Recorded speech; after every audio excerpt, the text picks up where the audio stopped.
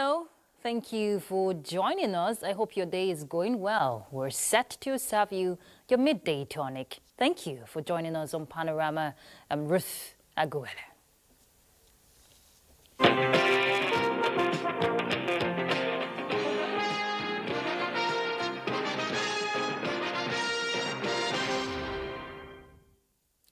Minister of Solid Minerals Development, Dele Alaki, has emphasized the significance of Nasarawa State in advancing the nation's mining industry.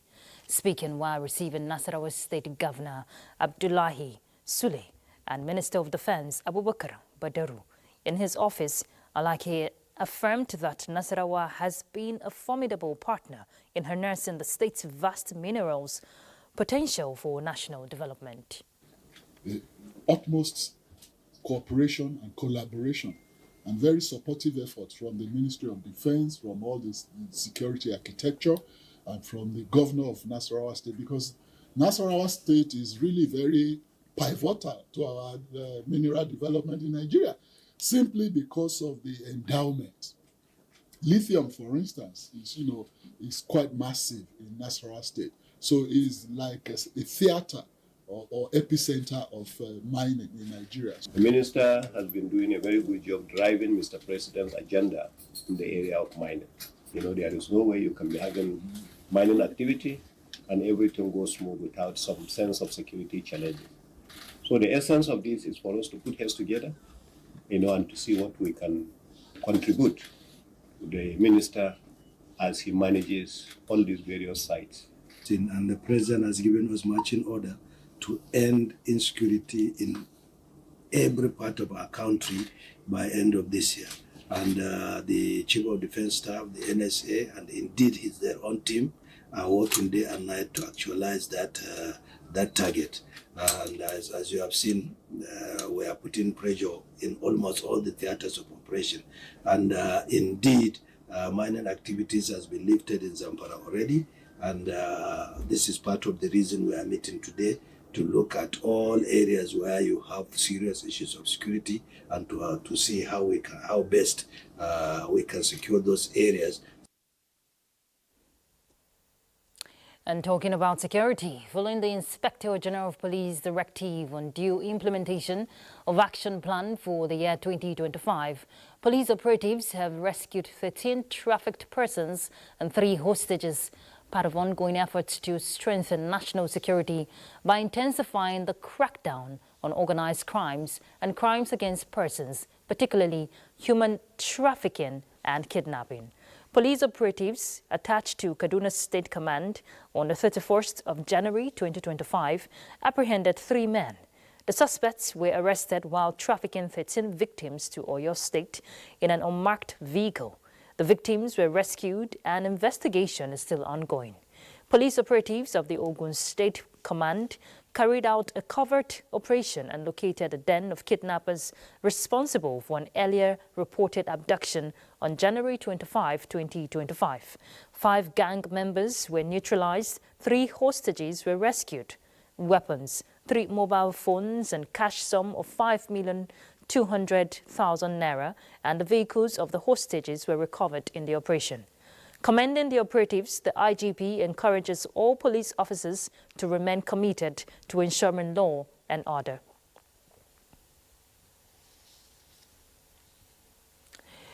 Moving on to other issues, Ministry of Livestock Development says the decades of compromise of safety of animals on slaughter slabs across abattoirs in the country are over. Minister of Livestock Development, Idi Mokhtar Meha, said this during a thorough facility tour at an abattoir in Oyo State. Let's hear from Yusuf Jika. Amazon Abattoir in Oyo State has the capacity of slaughtering 200 cows and other ruminants daily, with various enterprising outfits for partakers in the production chain to benefit. I'm satisfied with my business. We try to ensure that the meat that come out of here is safe and wholesome. The waste can be used to generate energy for the benefit of our people and also for the issue to do with environment. The abattoir, which is equipped with a state-of-the-art facility, is still battles with challenges of smooth takeoff and operations. And we only hope that we can review a lot of things that have gone wrong with a view to scaling things up. This, the minister says, will be properly reviewed with drastic measures put in place to salvage the situation and make provisions for only animals safe for consumption on various slabs of the abattoir. We want to see that animals that are slaughtered here today have passed that antenatal inspection and certified all right for slaughter. After the slaughter, the meat is inspected. It is also certified for human consumption. It is stamped and receive that certificates of quality control. These are procedures that we want to put in place. Inspecting several facilities all across the nation to see how the government can be of help or assistance to the people. Mukhtar Maha says partnerships are being built up to galvanize support towards making the livestock industry a pride of the Nigerian economy through positive reforms. Yusuf Jika, NTN News. Reports just reaching us says President Bola Tinubu signs a bill establishing Federal University of Environmental Technology, Ogoni, Rivers State. Oh, I'm sure more development will unfold in subsequent bulletin. In a bid to strengthen efforts at giving education and vocation trainings to all women and girls, Ministry of Education is coming up with another initiative that will target girls in hard-to-reach locations across the country. This is coming from the Minister of State Education, Professor Suwaiba Ahmed, at the relaunch of Phase 2 of the Adolescent and Girls Initiative for Learning and Empowerment, the Agile Project Communication Campaign, a crucial step aimed at amplifying awareness, engage communities, and drive societal change needed to sustain the shared vision. This will be done by partnering with educators, parents, and media community to disseminate information about the essence of the project. Since inception, the Agile Project has achieved remarkable milestone, improved infrastructure, provided conditional cash transfer to support families, and deliver skills training to empower young girls and those that have dropped out of schools, with which the minister said must be sustained. As Nigerians forecast an end to security challenges in parts of the country, the Joint Civilian Task Force is pledging its support to the nation's security services to defeat all forms of crimes terrorizing the land. This is coming as commanders of Joint Civilian Task Force nationwide converged on Abuja to review its performance and project into the future with renewed hope, of course. Defense correspondent Ismail Musa reports. From terrorism to banditry, kidnapping and other high level of crimes and criminality, the Civilian Joint Task Force remains strategic in intelligence gathering, internal peace and transborder security governance. Now, this security review session of its operations is aimed at seeking support at different levels of intervention to empower operatives of the task force in carrying out community policing in line with the UN conventions. We are calling on the heads of the securities and other paramilitary to continue to support the civilian JTF so that we will reach the promised land where we will sleep our true eyes closed in Nigeria. So we hold this meeting as a strategic roadmap to further bring peace and unity to Nigeria and Nigerians. The outcome is expected to address issues of funding and other support critical to its operations as it continued to deliver its mandate of offering surveillance and combat services in the last 17 years. In Abuja, Ismail Musa, NTA News. We'll take a quick break. We'll be back shortly. Please stay tuned.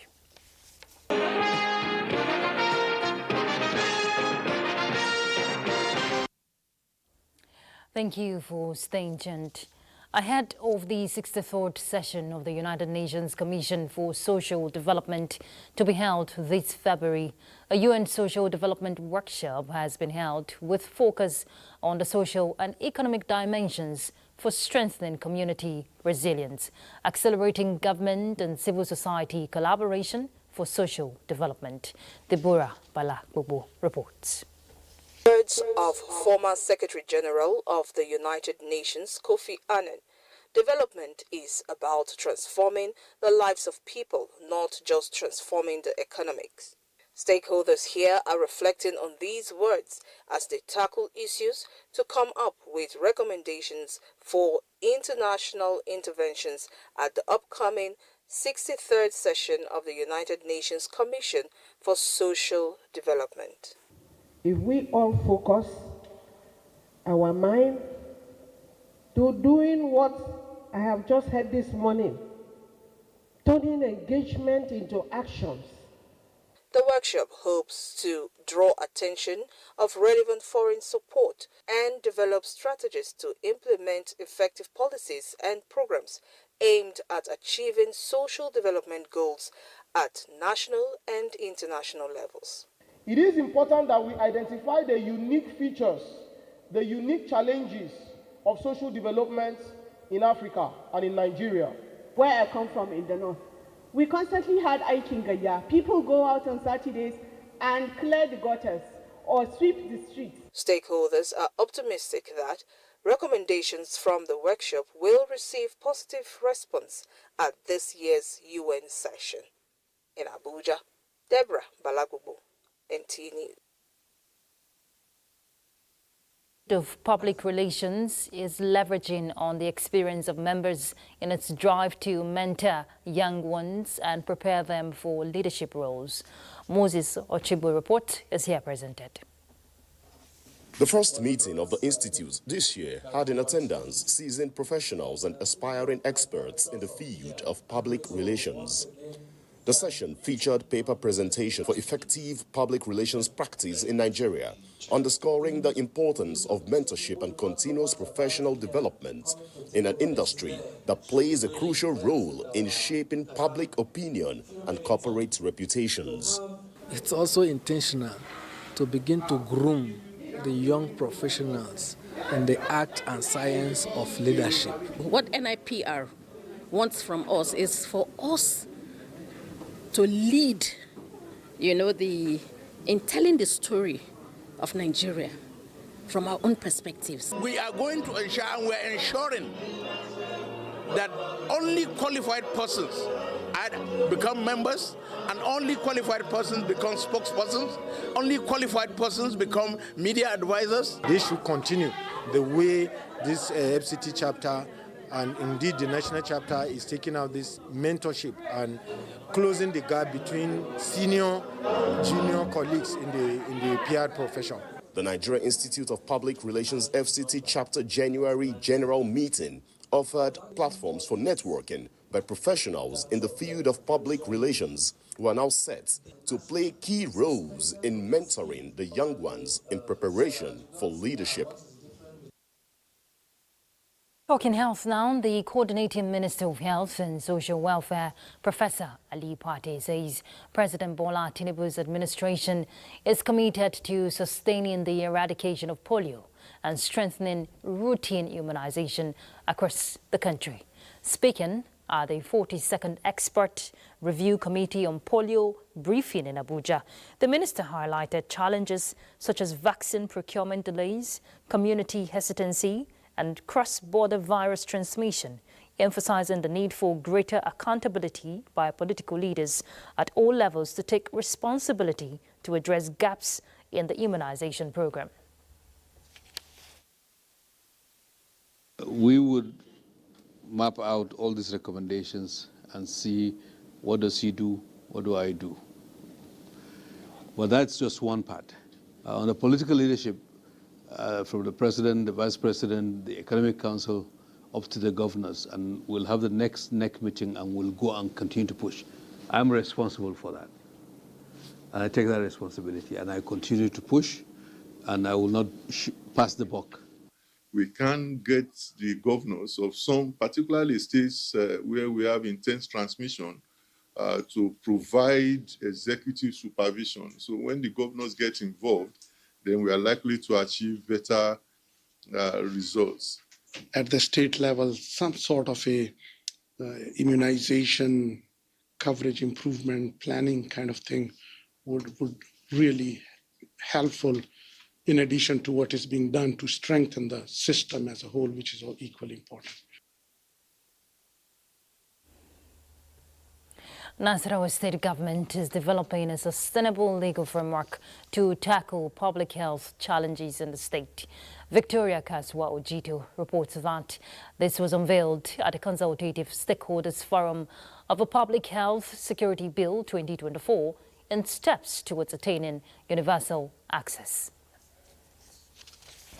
The town hall meeting with stakeholders in the health sector is to dissect and make insightful contributions on the State Public Health Security Bill 2024. The provision of the bill include disease surveillance, emergency response mechanism, infection prevention and vaccination policies, among others. The essence of the bill is to give the legal backing to the reform we are about to. The bill seeks to enhance public health security, promote collaboration across human, animal, and environmental sectors under one health approach with emphasis on respect for individual rights, privacy, and cultural values. You know, sometimes you'll meet some patients or a confirmed case, and you say, I want to take you to isolation center, and they'll decline. And you have no right to hold them back. And they'll go ahead to spread the disease. Also captured in the bill are mandatory use of electronic tools for reporting infectious disease and establishment of disease surveillance for inspections with activation of public health emergency operations centers at the state and local levels. In Lafia, Victoria Kaswa Ojito, NTA News. In a bid to address the challenge of vandalism of critical government infrastructure and public assets, all members of scrap metal dealers, popularly known as pantakers, will henceforth be profiled by security agencies before engaging in the business. Now, this was the resolution at a meeting of the Abuja Metropolitan Management Council with security agencies and the executive members of Pantakers Association. Onoze Yakubu reports. The worrisome trend of vandalism of critical government infrastructure and other public assets informed the stakeholders' engagement meeting. FCT Commissioner of Police and the Commander, FCT Nigerian Security and Civil Defense Corps, as well as the Director, FCT Security Services Department, were all on the same page in condemning the activities of some members of Pantakers Union for aiding vandalism in the nation's capital. Any operator found selling or storing them, this manhole, rail, track, street lights, will face immediate arrest. They will be prosecuted and they will lose their license finally to operate Pantika. You will not tell me that within your market, there is virtually no Panteka market in Abuja, in the FCT, that we have not recovered one item of government or the other. What does that tell us about you? You are not doing the right thing. You are not helping the government. You have to organize yourselves so that whenever there are issues like this, it will not affect all of you. It is only those who create problems it will affect. But if you did not organize yourself, certainly the minister have the power to clamp down and say the business will not, and nothing can be done about it. Representatives of the group expressed appreciation for the meeting and promised to collaborate with security agencies to ensure sanity in the business. So you are following me, make you do the work, you do the job. Anywhere you see the bad man, something like that, I'll go put the police. Coordinator Abuja Metropolitan Management Council, Felix Obua, who chaired the meeting, says henceforth activities of scrap dealers will be regulated by profiling them, among other security measures, all in a bid to addressing the challenge. That whatever from now henceforth, if you actually want to partner with government to stop the menace of these vandals, once you see something, you must say something. Stop buying illegal properties. Stop patronizing these vandals. Once we see any stolen item in your shop, you are assumed to be partaker of the product and you'll be arrested accordingly and be prosecuted. He, however, notes that the profiling of members of Pantakers will commence. That was Onoze Yakubu there. In a near-death experience, a 59-year-old businessman has undergone surgery to remove 57 pellets of cocaine stuck in his stomach 7 days after ingesting the illicit substance in Addis Ababa, Ethiopia. He was nabbed at the Murtala Mohammed International Airport, Ikeja, Lagos. Salwal Khalil Ibrahim will tell us more. The suspect was arrested by operatives of the National Drug Law Enforcement Agency (NDLEA) at the arrival hall of the Murtala Mohammed International Airport after a body scan revealed illicit drugs in his system. Investigation revealed that the suspect, who claimed to be into clothing business in Oshodi, departed Lagos for Addis Ababa, where he ingested 81 wraps of cocaine. The following day, 23rd January, he boarded a flight to Beirut, Lebanon, to deliver the illicit consignment for a fee of $3,000. Upon his arrival in Beirut, he was refused entry because he didn't meet his travel requirement. He was then deported to Addis Ababa, where he attempted excreting the illicit drug but could not. He thereafter proceeded to Lagos on Saturday, 25th January, with the consignment in his bowel. He was, however, arrested upon his arrival at the Lagos airport by NDLEA officers on 26 January. After 5 days under excretion observation, he could only expel 24 pellets. After developing serious complications, he was eventually admitted at the tertiary facility, where he had to undergo exploratory laparotomy to extract the remaining 57 wraps of cocaine. In all, a total of 81 pellets of the Class A drug with a cross weight of 1.943 kilograms were recovered from his stomach. Meanwhile, NDLEA operatives in Lagos on Wednesday, 29th January, intercepted a consignment of 2,000 kilograms of Ghanaian loud at Lekki Beach, where 2 suspects and the consignment were taken into custody. In Abuja, Salwa Khalil Ibrahim, NTA News. Right, let's inform you again that President Bola Tinubu signs a bill establishing Federal University of Environmental Technology in Ogoni, Rivers State. And that concludes Panorama. Do have a lovely day ahead. I'm Ruth Aguele. Bye.